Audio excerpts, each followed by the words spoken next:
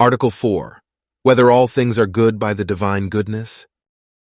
Objection 1. It seems that all things are good by the divine goodness. For Augustine says, "This and that are good, take away this and that, and see good itself if thou canst. And so thou shalt see God, good not by any other good, but the good of every good. But everything is good by its own good. Therefore everything is good by that very good which is God." Objection 2.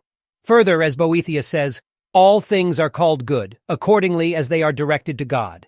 And this is by reason of the divine goodness. Therefore all things are good by the divine goodness.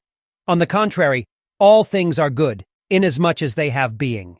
But they are not called beings through the divine being, but through their own being.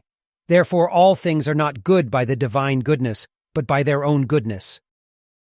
On the contrary, all things are good, inasmuch as they have being. But they are not called beings through the divine being, but through their own being. Therefore all things are not good by the divine goodness, but by their own goodness.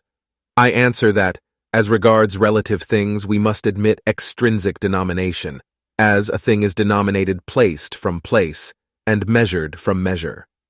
But as regards absolute things, opinions differ. Plato held the existence of separate ideas of all things, and that individuals were denominated by them as participating in the separate ideas.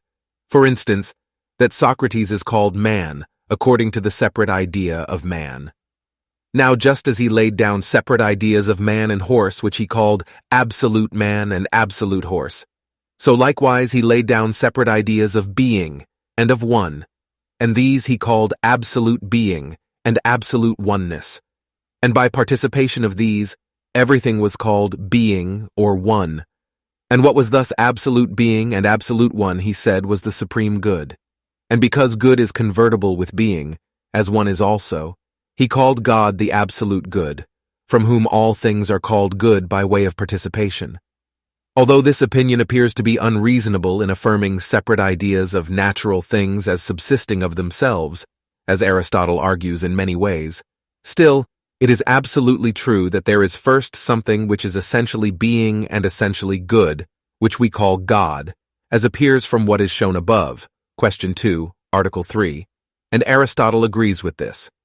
Hence, from the first being, essentially such and good, everything can be called good and a being, inasmuch as it participates in it by way of a certain assimilation which is far removed and defective, as appears from the above, question 4, article 3.